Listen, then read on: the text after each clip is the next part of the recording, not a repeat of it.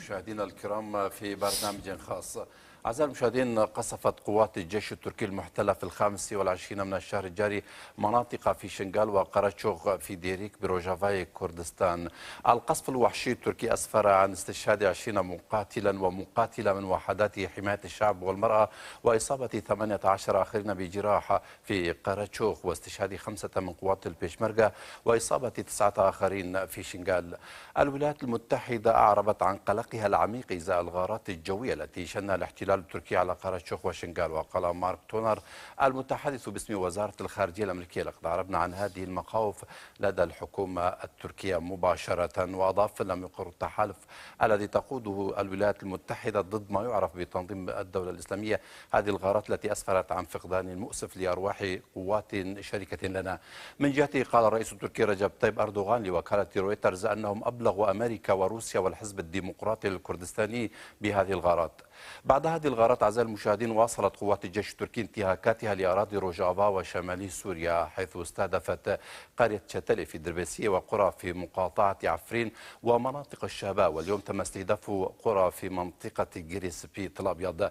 نعم مشاهدينا الكرام، لمناقشة تداعيات هذه الهجمات وأبعادها على الصعيدين الكردستاني والعالمي، معنا هنا في الاستوديو الأستاذ عادل مراد سكرتير المجلس المركزي للاتحاد الوطني الكردستاني، كما سينضم إلينا عبر الهاتف السيد دريدور خليل الناطق الرسمي باسم وحدات حماية الشعب. أهلا بكم أستاذ عادل، والحمد لله على السلامة. أهلا وسهلا، شكرا. بداية أستاذ عادل، يعني نحب أن نسألكم عن هذه الهجمات، يعني ما هي الأسباب التي تكمن وراء هذه الهجمات وفي هذه الفترة بالذات على قراتشوغ وشنغال؟ أنا أعتقد حسب المعلومات اللي عندي بأنه تم التخطيط لهذه العمليات منذ فترة طويلة، وهذا ديدن الجيش التركي والعقلية الأردوغانية في أنقرة. كلما يتقدم الشعب الكردي في تركيا أو في سوريا أو في العراق خطوة يقابل هذا خطوة معاكسة وقاتلة ودموية. لذلك بدأ الهجوم على قراتشوغ وعلى شنغال. ومن المؤسف بأنه في شنغال استشهدوا قوات من الحزب الديمقراطي الكردستاني. هذا دليل بأن كلام أردوغان كذب. يقول احنا توصلنا، لو على الأقل كانوا يسحبون هاي القوات حتى لا يتم قصفهم أو يقتلون شيء جزافا. إذن كل الكرد مستهدفين يعني؟ إذن كل الكرد الأصدقاء والأعداء هم مستهدفين. أنت مستهدف لأنك كردي أينما تكون، في القامشلي، في قرسبي، في تركيا، في وان، أيما في قنديل، في سليمانية، كركوك، أربيل، خانقين، مندلي. الكردي مستهدف حسب التسلسل الزمني اللي هم يقرروا شلون وكيف يصير. أنا أعتقد هاي العملية مثل ما قلت هي عملية مخطط لها، ومع الأسف ما بعرف صدفة أو هذا اجى بالذكرى مرور أكثر من 100 سنة على إبادة الأرمن. 100 سنتين. نعم. طبعا هاي الخيال، هذا برنامج خيال. هذا إبادة الشعب الكردي لا يمكن بهذا العالم الجديد، عالم اللي بمقاومة. الآن أصبح البيشمركة والشرفانان كانوا مثل لكل الشعوب بأن هناك مقاومة. أنا سمعت من حتى ترامب ومن مسؤولين وزيرة الدفاع الألمانية والآخرين بأنه أشجع الناس هم البيشمركة، يعني شرفانان وبيشمركة مع العراق، اللي هم يقاومون داعش وقدروا يكسرون داعش، وخاصة في مناطق كركوك وجنوب كركوك وهالمناطق. كان هناك مقاومة كوباني خير دليل على الشيء. أي عدا هذا طبعا هذا بالعراق. وكوباني سجلوا بطولات تاريخية أنا أعتقد أمام الأمريكان، أمام الألمان، أمام الإيطاليين، فأصبحوا أسطورة. فلذلك بدأوا يهتمون بالشعب الكردي وبمقاومة الشعب الكردي. هذا طبعا يتطلب، ما احنا لسنا بصدد طلب الكلام الفاضي. نحن بصدد إصدار قرارات لحماية الشعب الكردي أرضا وجوا. نعم. أرضا وجوا.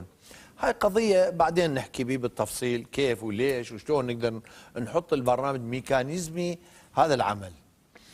فالمهم المقاومة موجودة والمؤامرة مستمرة، وهي عقلية أردوغان. يعني تعرفون أنتم أن نتائج الانتخابات المزيفة اللي سواه هو وباختشلي وغيره القوى الشوفينية الفاشية يحاولون تمييع الديمقراطية البسيطة اللي كان موجود في تركيا، يريدون تمييعها وإزالته وخلق أجواء متشنجة في تركيا من أجل ضرب وتفتيت الشعب الكردي، وهذا صعب جدا ولا يجوز، لأنه هناك مقاومة.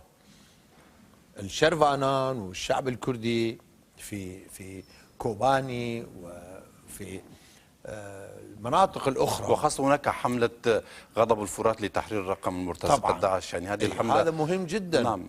لأن أثبت عند الأمريكان والدول الغربية وحتى روسيا ودول العالم بأنه الشخصية التي تقاوم داعش هي الشخصية الكردية. المقاومة الكردية، البيشمركة، الشرفانان، هذول قدروا يكسرون هيبة داعش. بالمناسبة من سنة 2014 لم يهزم داعش إلا أمام البيشمركة. أنا كنت يعني أعرف ما جرى في كركوك وجنوب كركوك ومن حمرين إلى حدود مدينة كركوك. كل الهزائم صارت على يد البيشمركة. في كوباني سجلوا، أنا دائما أقول صحيح كوباني مدينة صغيرة وهذا مثل معارك ستالينغراد، يعني أشبهها بمسائل شلون الشعب الروسي صمد على أبواب المدينة وسووا مقاومة نازية انكسرت.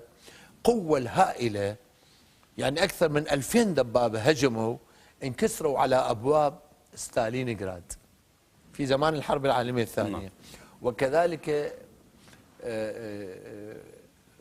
داعش والنصرة وأخواتهم، وبدعم الجيش التركي، بدعم المخابرات التركية، بدعم المرتزقة، وانكسروا وهربوا. نعم. هون أستاذ عادل، يعني بالنسبة لهذه القوى التي كما تفضلت يعني هي تعترف بقوة الشعب الكردي، وخاصة وحدات حماية الشعب يبقى ويبجا وقوات سوريا الديمقراطية وقوات البيشمركة هي القوى الأساسية الفعالية على أرض الواقع. طيب لماذا يعني هذا الصمت حيال هذه الهجمات، علما أن أردوغان قال بأن أمريكا وروسيا والحزب الديمقراطي الكردستاني كانوا على علم بهذا القصف؟ يعني ما المطلوب منهم؟ أنا ما بعرف بالضبط هذا الدول يعرفون أو ما بيعرفون، بس أنا مطلوب الرد على هذا الكلام. هو المطلوب رد عملي.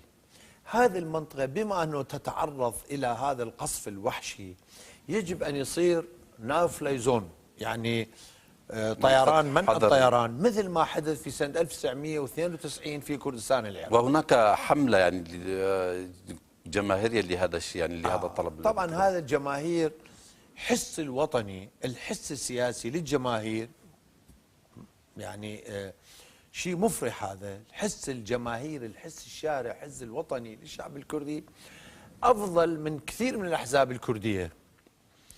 هاي مسألة الناي فلاي زون يعني عدم الطيران، هذا أنا كنت عشته، أنا كنت فيه موجود بالهذا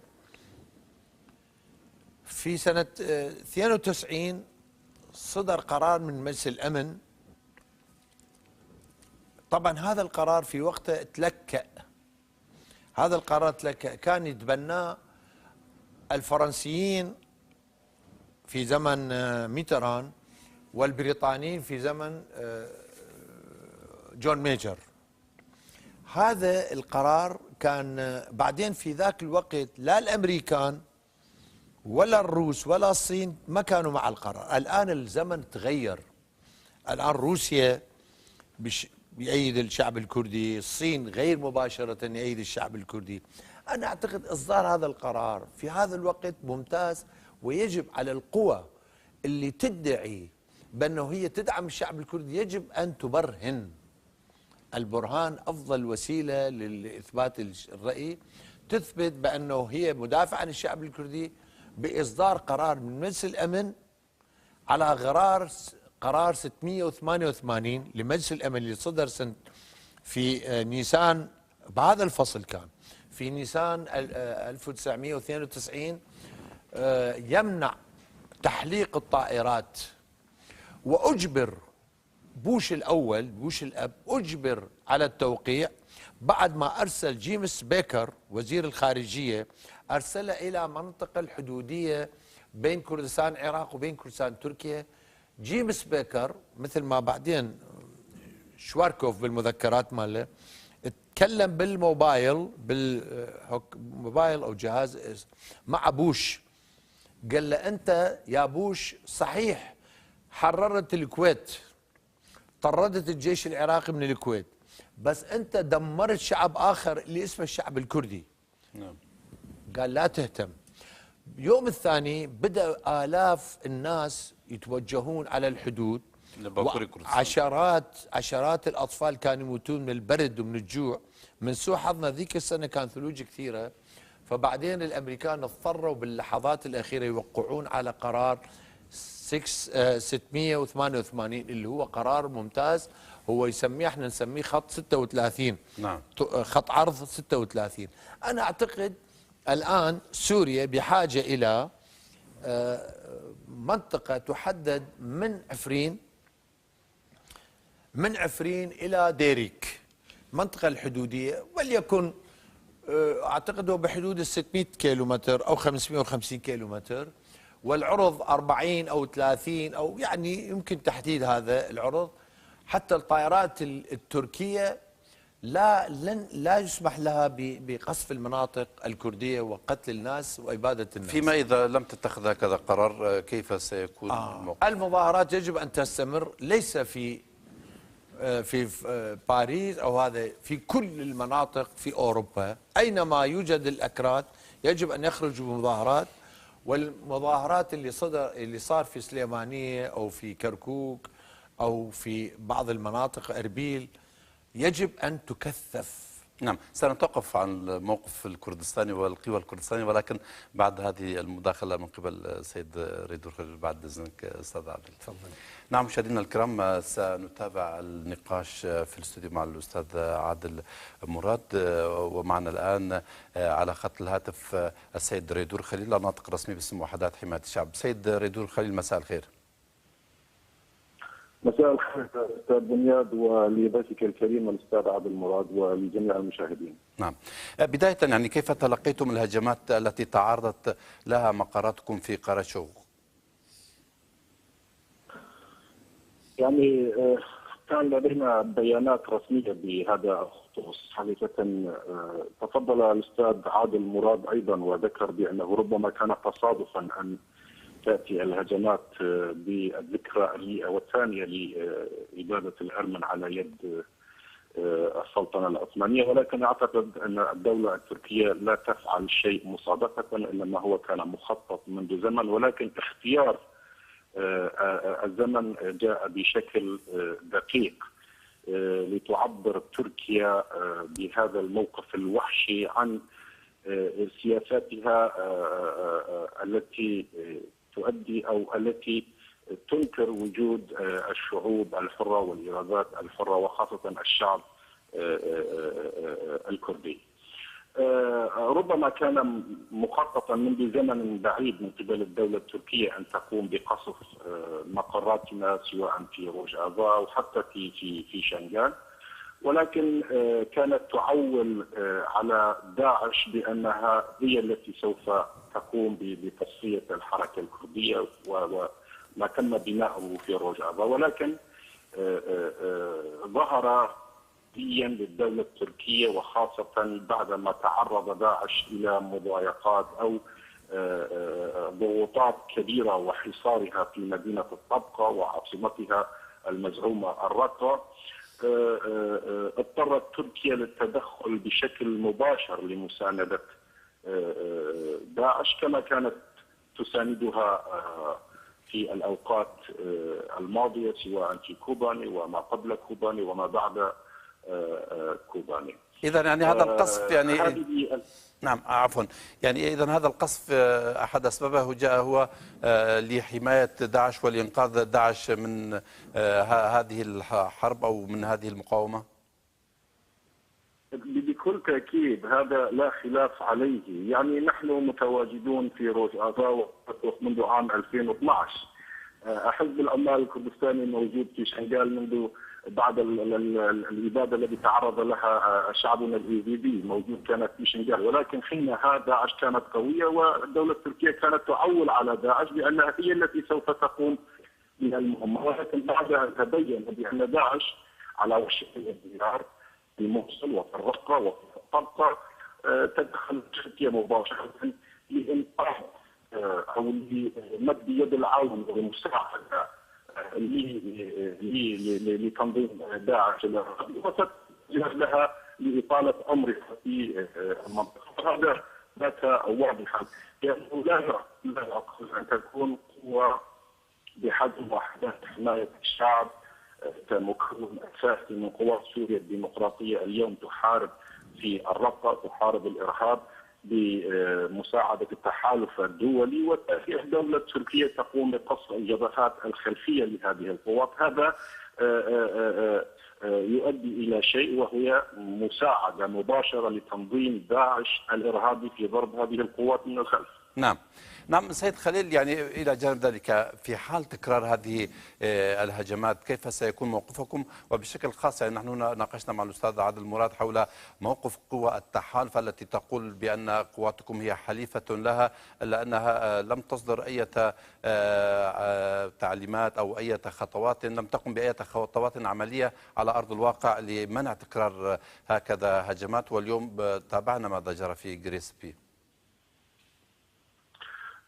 يعني ربما من غير الجائز مناقشة بعض القرارات التي ربما ستتخذ مستقبلا على وسائل الإعلام، ولكن ما أستطيع قوله بأن قوات التحالف الدولي موجودة على الأرض معنا، وهناك نقاش وحوار مفتوح ما بيننا وما بينهم حول ردع الدولة التركية ووضع حد للانتهاكات التي تقوم بها، خاصة نحن شركاء فعليين على الأرض، ونقوم اليوم بمعركة مشتركة ضد الإرهاب في داعش وفي الطبقة وفي أماكن أخرى.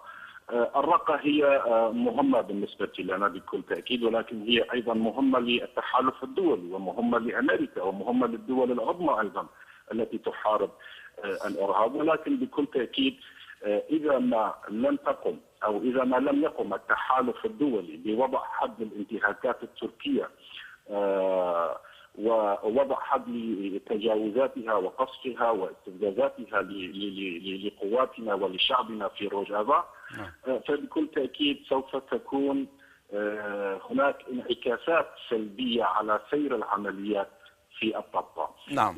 إذا كانت الطبقة والرقة مهمة للتحالف الدولي، فإذا على التحالف الدولي أيضا أن يقوم بتحمل المسؤولية التي يقع على عاتقه بوضع حد للتجاوزات التركية. نعم.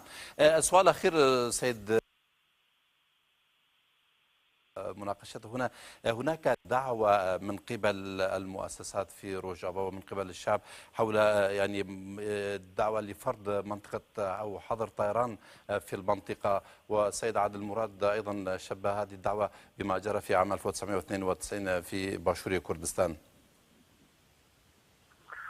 نعم، هناك حملة أطلقها نشطاء وسياسيون على مواقع التواصل الاجتماعي فيما يخص ضرورة فرض حظر طيران أو حماية دولية لروجافا.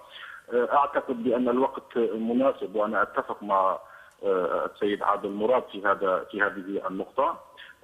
والآن روجافا أكثر من أي وقت مضى وشمال سوريا عموما بحاجة إلى حماية دولية، بحاجة إلى حظر طيران، خاصة بعد 5 سنوات من الحرب المستمرة مع تنظيم داعش الإرهابي ووضعه في حالة اختناق في مدينة الطبقة وفي مدينة الرقة. بكل تأكيد هي دعوة جماهيرية من قبل الشعب الكردي والمكونات التي تعيش في روجافا، ونحن أيضا ندعم ونساند هذه الحملة من أجل قيام الدول العظمى والتحالف الدولي بهكذا خطوة، لأنها سوف تسهل من عمليات محاربة الإرهاب والقضاء على داعش. نعم. السيد ريدور خليل، الناطق الرسمي باسم وحدات حماية الشعب، شكرا لكم على هذه المشاركة القيمة. نعم استاذ عادل، يعني كما تفضلتم سيد ريدور ايضا اشار الى هذه النقطه وهي مهمه جدا، يعني بالنسبه لموضوع الحظر الجوي على المنطقه، وخاصه بان هناك مناقشات مع قوى التحالف ربما في المستقبل القريب سيتم الكشف عن نتائج هذه المناقشات. كنت تتحدث قبل ان يشارك السيد ريدور عن الموقف الكردستاني من هذا القصف. طبعا أنا كثير ما يهمني القوى السياسية الكردية، يهمني الجماهير كيف تفكر. الجماهير في اليوم الأول واليوم الثاني هاي الجماهير أعلنت عن غضبها في مدن كثيرة، ومثل ما أنا سميته هذا غليان. هذا الغليان لن يهدأ ما دام السلطة الفاشية التركية مستمرة في التآمر ودعم المرتزقة أمثال جيش الحر وداعش وأخواتها. أنا في رأيي الأتراك، الحكومة التركية عفوا ليس الأتراك، لأنه الشعب التركي شعب يعني شعب صديق للشعب الكردي، بس يعني القضية الطغمة الحاكمة يدعمون هذه القوى من أجل يفكرون يدحرون الشعب الكردي، وبالتالي دحر مبادئ ومفاهيم وآراء الشعب الكردي وطموحات الشعب الكردي. طبعا هذا صعب، لذلك الآن قوى التحالف الآن في امتحان عسير. يجب أن يبرهنوا بأنه هم مع الشعب الكردي، لأنه كثير نسمع وزيرة خارجية الدفاع الألمانية، الروس، التلفزيون الروسي، شوف التلفزيون تبعهم RT وغيره وغيره، ويحكون الأمريكان. حتى أتذكر أنا في برنامج الانتخابي لترامب تحدث عن الأكراد، ما عنده معلومات كافية عن الأكراد، قال كانوا أكراد عمال جيدين في إحدى شركاتي، يتصور. بس المهم يعني في جو عالمي لدعم مقاومة الشعب الكردي، الشرفانان والبيشمركة. هذا يجب هي فرصة تاريخية للكرد طبعا يعني. أي هذا يجب أن يصير على الورق. احنا شلون صار الوضع في كردستان؟ لولا هذا الحظر الجوي ما كان يصير انتخابات، لأن بعد الحظر الجوي بأشهر سوينا انتخابات، سوينا فيدرالية، سوينا برلمان، ومع الأسف البرلمان الآن مشلول مع الأسف الشديد، وسوينا حكومة، وكان الدكتور فؤاد معصوم رئيس الجمهورية الحالي هو أول رئيس وزراء تم انتخابه رئيس وزراء لحكومة إقليم كردستان. قصدي من هذا يجب هذا الكلام، ومع العلم أقدر أسوي مقارنة بسيطة. قبل أن تقارن، ولكن بالنسبة لوضع روجافا يعني موضوع الحظر هو جيد، وهناك مناشدة وأنتم تنضمون إلى هذه المناشدة طبعا بقوة. ولكن بالنسبة للواقع الموجود في روجافا، يعني قبل أن تأتي أمريكا إلى المنطقة وروسيا، بالنسبة للنظام الإدارة الذاتية، القوات وحدات حماية الشعب والمرأة، السيستم النظام تم تثبيته هناك، يعني الشعب قاوم ووصل على الرغم من الهجمات التي جرت في سريكانيا ومناطق أخرى يعني. أي هذا صحيح. أنا حتى الرأي يكون واضح، أنا مع إعطاء كامل الحقوق القومية للشعب الكردي في سوريا، وأنا لست مع هاي الفوضى الخلاقة اللي عملوه القوى الإرهابية، عملوه تحت شعار إسقاط الحكومة السورية، بس هم خربوا كل سوريا. أكثر من 5 ملايين سوري الآن مشردين، أكثر من 5 ملايين مشردين. إذن هاي القوى السوداء جاءت لتخريب سوريا، وليس من أجل تغيير النظام. فلذلك أنا أعتقد على الشعب الكردي في سوريا أن يستمر بهذا النهج الممتاز اللي دا يشير عليه، وهو التعاون مع القوى العربية. أنا الرقة مرتاح لأنه في قوات عربية مشتركة، لأن هاي التجربة اللي دا يصير بالنسبه للنظام الفدرالي لشمال سوريا. هاي النظام الفدرالي شمال معظمهم عرب يعني وسوريان. أنا أعتقد هذا حل ممتاز للوضع في سوريا، وبعدين يصير انتخابات. الشعب هو اللي يختار طبيعة السلطة وليس الدول الأخرى وليس تركيا. تغيير النظام من أنقرة لا يجوز، لأنه كمان الشعب الكردي أو سوريا خلينا نقول ما له حق يقول أنا غير النظام في أنقرة.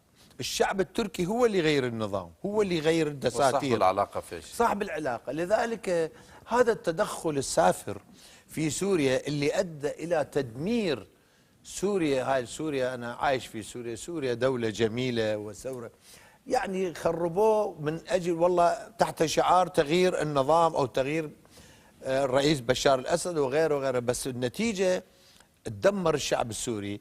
لذلك هذا أنا وحدات، يعني هاي الوحدات المشتركة اللي دا يصير، يعني وحدات قوات سوريا الديمقراطية، هذا تجربة ممتازة جدا لكل سوريا. يعني هذه لكل سوريا، هذا لكل سوريا. ويتم دحر داعش في الرقة، ومثل ما هسه في منطقة الطبقة اليوم ايضا تم تحرير حيين بالطبق، قصدي شوية شوية يحرروا. هاي عملية جهادية ممتازة. احنا الاتحاد الوطني الكردستاني بدينا بال75 سميناها اتذكر الثورة العراقية المندلعة في كردستان العراق، مع العلم ذاك الوقت عدد قليل جدا من العرب كانوا معنا. أما أنتم الآن قوات كبيرة، ضباط، هذا شيء يجب المحافظة على هذا الأسلوب الثوري الواسع، أسلوب السوري الواسع. من وهذا ما لا تريده تركيا. تركيا يريد يعزل الشعب الكردي في زاوية حتى يقدر يضربه. الآن ما يقدر، لأنه إذا قصف قوات سوريا الديمقراطية سوف أنا متأكد يقتل يعني أكثر من نصف، طبعا 60% منهم أو أكثر عرب. نعم. فمعناه شنو؟ راح تدخل معركة بين تركيا وبين عرب في سوريا وبين عشائر شمر وغيرها، هاي القوى اللي تأيد الثورة في سوريا واللي تأيد الشعب الكردي واللي تأيد بحق تقرير المصير. أنا أعتقد هاي السياسة هي سياسة ناجحة وهي سياسة ممتازة، ويجب السير وليس فقط الوقوف عند الرقة اللي هو قلعة الداعش، يجب الاستمرار. نعم. تحرير المناطق الأخرى. نعم، نحن تحدثنا عن موقف الكرد في باشوريا كردستان في باكور وفي الأجزاء الأخرى من كردستان، وخاصة من القصف لاحظنا التظاهرات الحاشدة. وشعبنا في باشوريا كردستان حقيقة يعني لديه مواقف مشرفة، وخاصة لدى محاولة تركيا القيام بحملة عسكرية في قنديل تصدى الشعب هناك للجيش التركي. هناك سياسة تركية لاستهداف شنغال وقنديل، ما المطلوب هنا من الشعب وكذلك من القوى السياسية في باشوريا كردستان؟ والله أنا أعتقد عدم الاكتفاء بالبيانات. هاي البيانات الباهتة لن تؤدي إلى نتيجة.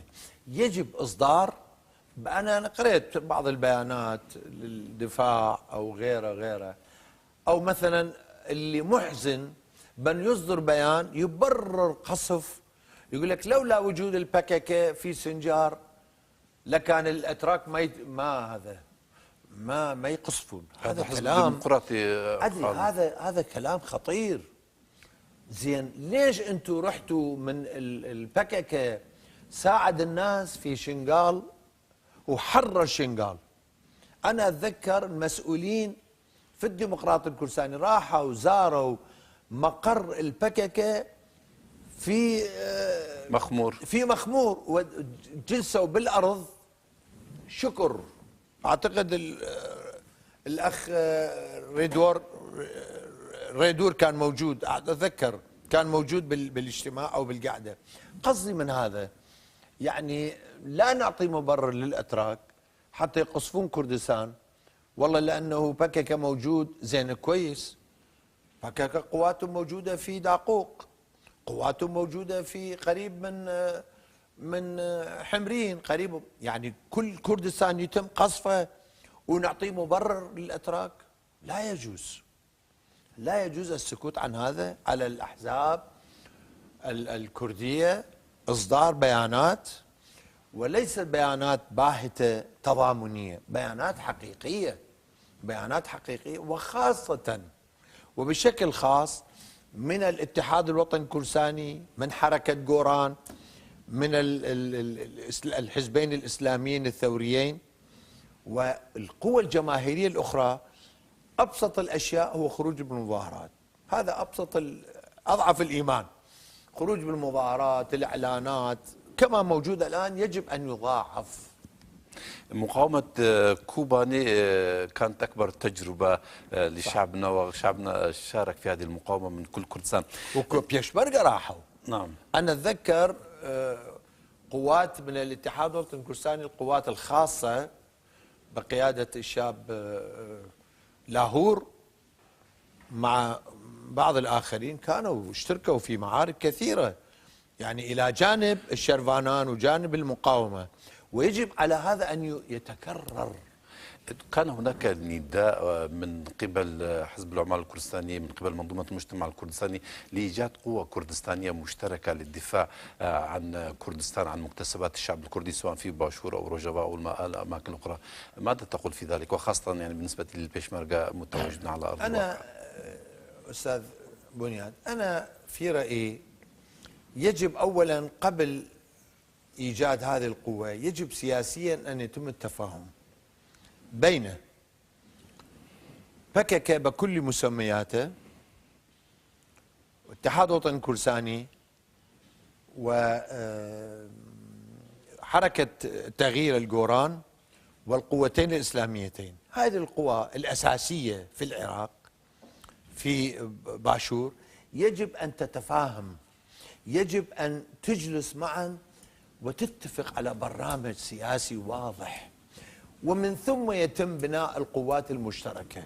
أولا سياسيا يتم الاتفاق. أنا أعرف في مشاكل أمام ذلك، يعني إذا قلنا بأن حزب الديمقراطي الكردستاني تركيا تضغط عليها ولا الحزب الإخوان في الحزب الديمقراطي الكردستاني قدروا خلال الفترة يعني يكسبون عناصر من داخل الأحزاب.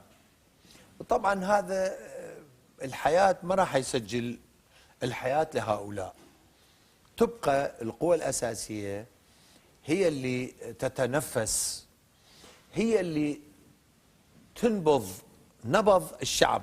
الشعب لا يجوز الأحزاب في وادي والشعب الكردي في وادي، يجب أن يكون سوية، التناغم يكون سوية من أجل الانتصار.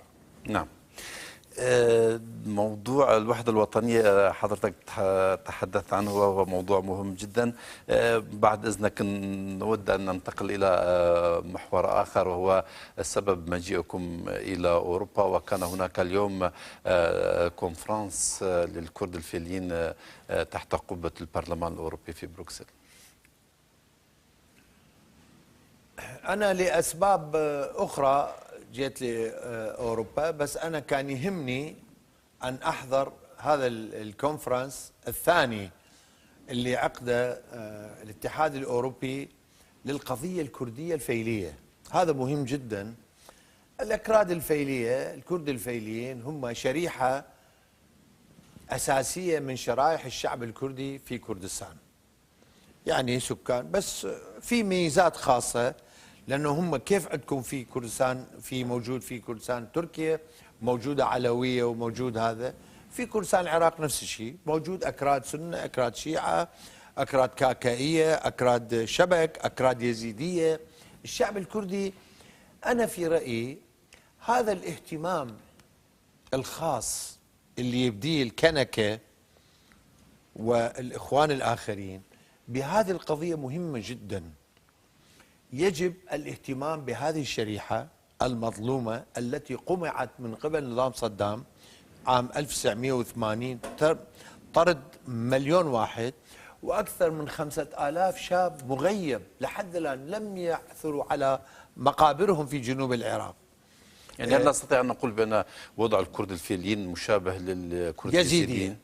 أنا هذا الاهتمام، أنا هنا ليس قصدي توجيه النقد، هذا الاهتمام الذي جرى للأيزيدية أكراد من قبل البككة وكل التنظيمات اللي عندها علاقة في بككة، يجب أن تعطي أهمية مماثلة إلى الأكراد الفيلية، حتى يبدي يعني الناس تعرف بأن البككة والقوى الأخرى الحليفة إلى بككة بدون تسميات هي مهتمة بكل شرائح الشعب الكردي، ومن ضمنهم الكرد اليزيديين كدفاع شو اسمه،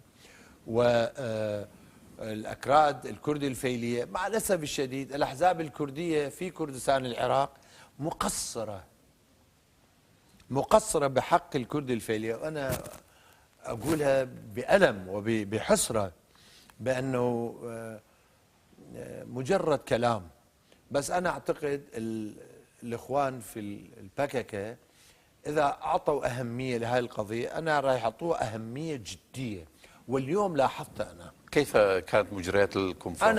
أنا في رأيي ولو هو يعني كونفرنس بسيط، وهذا أنا أعتقد هاي بادرة ممتازة تجميع الشباب والمثقفين. أنا حكيت مع الإخوان أن الكونفرنس الثالث اللي راح يصير بعد فترة احنا نحاول نجمع كثير عشرات من الأكاديميين المختصين والوجوه الاجتماعية الفيلية في هذا المكان تحت قبة الاتحاد الأوروبي من أجل حث الاتحاد الأوروبي للضغط على العراق للتفتيش عن المقابر الجماعية للأكراد الفيلية، لإعادة الأموال المسروقة المنهوبة من قبل مثلا لحد الآن في آلاف البيوت في بغداد وفي الكوت وفي مناطق الفيلية وفي مندلي في مناطق لم تسترجع إلى أهاليها. الأراضي والمحلات لأنه كانوا الأكراد الفيلية صدام هو طردهم لسبب مهم جدا، سبب اقتصادي كان، لأنه ذلك كانوا السوق في بغداد السوق التجارية بيدهم.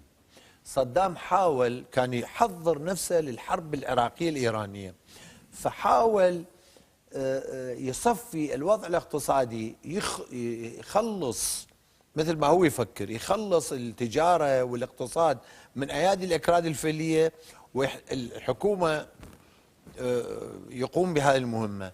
فبدأ يقتل ويذبح ومشى المهجرين على الألغام، عشرات ومئات الأطفال ماتوا على الحدود العراقية الإيرانية. مع العلم الأكراد الفيلية منذ مئات السنين هم ساكنين العراق، وما كان موجود سابقا هاي الحدود العراقية الإيرانية، كان دولتين، الدولة العثمانية والدولة الصفوية والقاجارية. يعني الناس ترعى بس يعني كان حرب طائفية ضد الشعب الكردي، مثل ما الآن داعش استهدف اليزيدية قبل أي شريحة أخرى. نعم. يعني شوف، وبالتنسيق مع تركيا ومع طبعا بالتنسيق مع تركيا ومع هذا. لذلك يجب على البككة أن يعطيوا لي اهتمام خاص بملف الكرد الفيلي. واليوم وعدوني، أنا شفت التقيت بالقيادات وعدوني قالوا هو هذا مخططنا، ويحكون مع الإخوان الآخرين الموجودين في الجبل هذا بالمستقبل راح يتم الاهتمام نعم الجاد نعم بالقضية الملف الكردي الفيلية. نعم. نأتي إلى موضوع العمل الدبلوماسي وضرورة توحيد العمل الدبلوماسي من أجل حماية المكتسبات الكردية، حماية الكرد. هناك كما تفضلت الكرد الفيليين من جهة، هناك استهداف لروج آفا ولشمال سوريا، وهناك أيضا استهداف لقرى باشوري كردستان بحجة قصف قنديل. ما المطلوب من القوى السياسية وخاصة في مجال العمل الدبلوماسي القيام به؟ أنا في رأيي أستاذ بنيان، هذا الكلام اللي دا يصير من القوى السياسية الكردية هو كلام على الورق. يجب استعمال كل النفوذ. يعني مثال بسيط، يعني عيب الحكم في بغداد يصدر بيان ضد القصف التركي على شنغال أقوى من بيان الحكومة إقليم كردستان. هذا شيء معيب. أنا أشعر بالخجل، أنا أشعر بالخجل. بغداد يصدر بيان أقوى من بيان حكومة إقليم كردستان، وأنت قيس على ذلك. نعم، حقيقة الرسالة وصلت. الرسالة أستاذ عادل مراد، يعني هو فرصة حضرتك جيت إلى هنا الاستوديو، نحب أن نستغل وجودك. يعني بالنسبة للواقع الكردي، مستقبل الواقع الكردي كيف ترى؟ يعني أنا أعتقد مستقبل الشعب الكردي، أنا من أقول الشعب الكردي قصدي بكل نعم هذا، يعني قصدي روجافا، يعني باشور، باكور، مع كله. أنا أعتقد سنة بعد سنة الشعب الكردي يتقدم إلى الأمام ويأخذ مكانه الحقيقي بين شعوب العالم. أنا أتذكر من صار الأنفال سنة 88، يعني احنا بقينا بحدود 100 أو 150 بيشمركة. العالم لن يتحدث. أنا أتذكر نقطة مهمة جدا، أثناء قصف حلبشة أنا استمعت إلى BBC، أنا كنت مسؤول إعلام ذاك الفترة، قال بعض الطائرات الإيرانية قصفت مدينة عراقية واسمها حلبشة. الطائرات الإيرانية قصفت مدينة حلبشة وقتل عدد من الناس.